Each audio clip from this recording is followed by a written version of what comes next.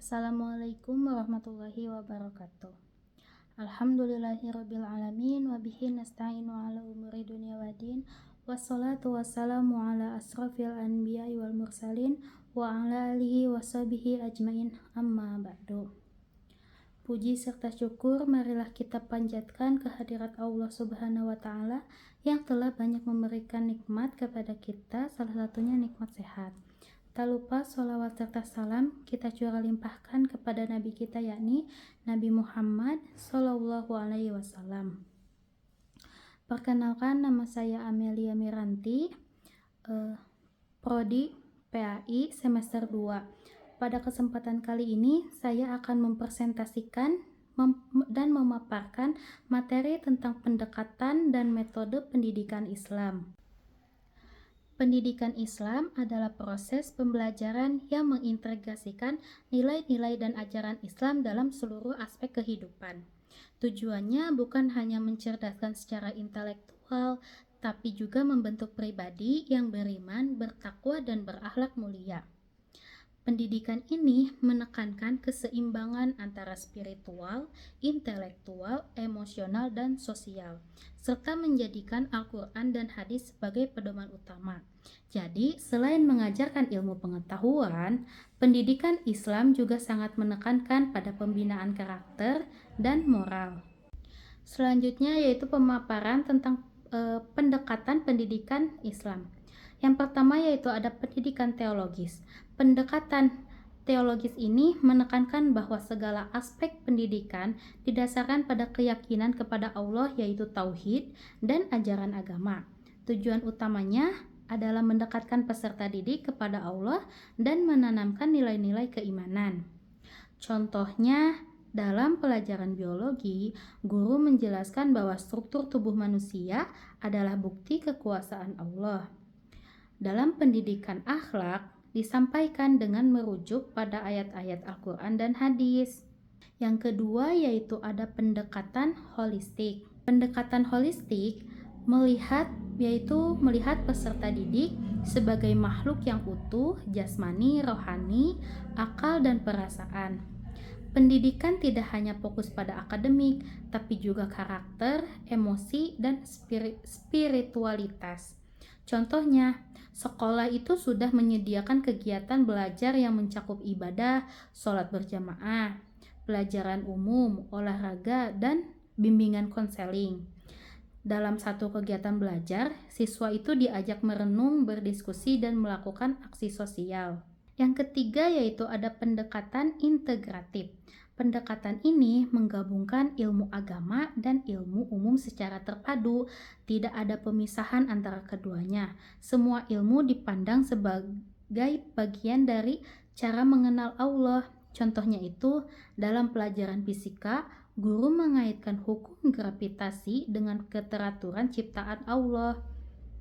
Kurikulum sekolah menyatukan pelajaran matematika, sains, dan fikih dalam satu program yang saling mendukung.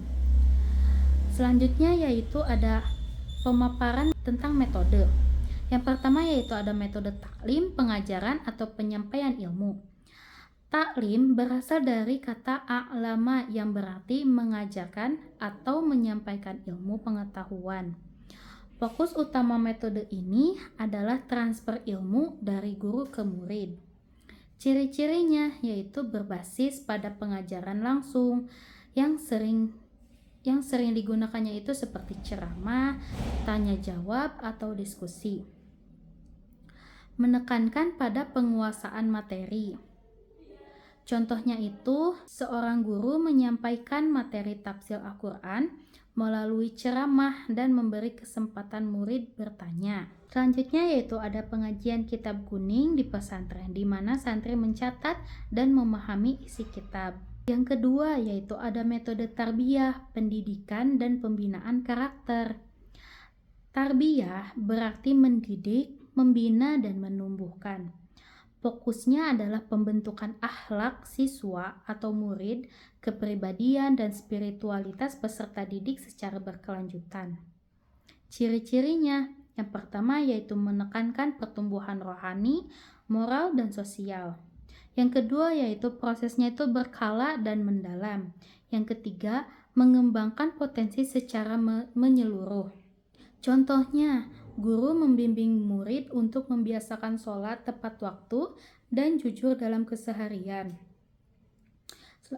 Selanjutnya yaitu ada pembinaan rutin karakter di madrasah seperti program kultum sebelum belajar ataupun sesudahnya. Ketiga yaitu ada metode tadrib. Nah, metode tadrib ini latihan dan pembiasaan. Tadrib itu berarti melatih atau membiasakan. Metode ini menekankan pada praktik berulang agar peserta didik terbiasa menjalankan nilai-nilai Islam dalam kehidupan sehari-hari. Ciri-cirinya itu yang pertama, belajar melalui latihan langsung. Yang kedua, membentuk kebiasaan positif. Yang ketiga, yaitu sangat efektif untuk pendidikan ibadah dan akhlak. Contohnya, siswa membiasakan untuk membaca doa sebelum belajar setiap hari atau melakukan kegiatan apapun. Lalu latihan sholat berjamaah secara rutin agar menjadi kebiasaan yang tertanam kuat. Jadi kesimpulannya, pendekatan dan metode pendidikan Islam bertujuan membentuk manusia yang beriman, bertakwa dan berakhlak mulia.